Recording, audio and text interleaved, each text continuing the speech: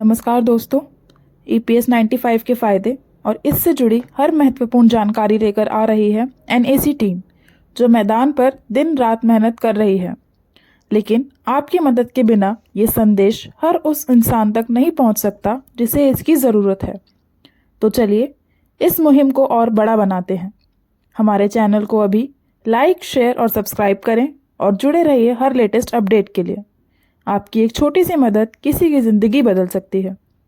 हमारा साथ दीजिए और EPF 95 की आवाज़ को हर कोने तक पहुंचाइए। EPS 95 पेंशनरों के एक प्रतिनिधिमंडल ने दिल्ली में वित्त मंत्री निर्मला सीतारमण से मुलाकात की और न्यूनतम पेंशन 7500 प्रति माह के साथ महंगाई भत्ता की अपनी लंबित मांगों को लेकर चर्चा की। वित्त मंत्री ने प्रतिनिधिमंडल को आश्वासन दिया कि उनकी मांगों पर सहानुभूतिपूर्वक विचार किया जाएगा। EPS 95 नेशनल आंदोलन समिति के राष्ट्रीय अध्यक्ष कमांडर अशोक राउत ने केंद्रीय और राज्य सरकार, PSU, निजी संगठनों और देश भर के कारखानों से जुड़े 78 लाख से अधिक पेंशन भोगियों की दुर्दशा पर प्रकाश डाला।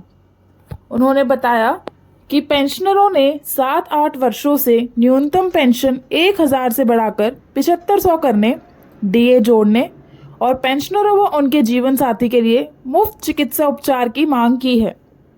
कमांडर राउत ने कहा कि वित्त मंत्री निर्मला सीतारमण ने कहा है कि पेंशनरों की मांगों पर गहरी सहानुभूति से विचार किया जाएगा। यह आश्वासन हमें उम्मीद देता है, लेकिन सरकार को आगामी बजट में 7500 न्यूनतम पेंशन और DA की घोषणा करनी चाहिए।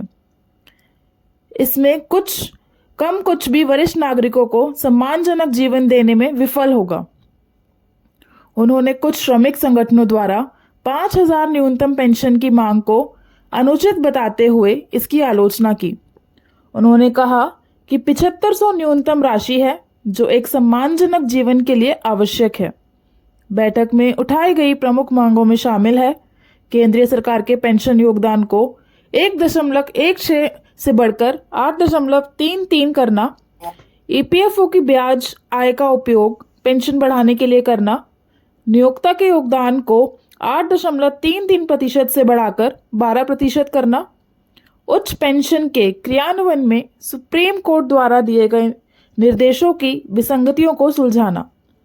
सरकार द्वारा 2014 में 1000 न्यूनतम पेंशन की घोषणा के बावजूद अभी भी 36.6 लाख से अधिक पेंशन भोगी इससे कम राशि प्राप्त कर रहे हैं। प्रतिनिधिमंडल ने वित्त मंत्री से इन खामियों को दूर करने और सभी पेंशनरों को न्याय दिलाने का आग्रह किया। राष्ट्रीय महासचिव वीरेंद्र सिंह राजावत, राष्ट्रीय मुख्य समन्वयक रमाकांत नारगुंड, राष्ट्रीय सलाहकार डॉक्टर PN पाटिल और राष्ट्रीय सचिव रमेश बहुगुणा ने वित्त मंत्री से हुई बैठक के बाद आशावाद व्यक्त किया। वित्त मंत्री का आश्वासन एक सकारात्मक कदम है, लेकिन हमें इस बजट में ठोस कार्यवाही चाहिए।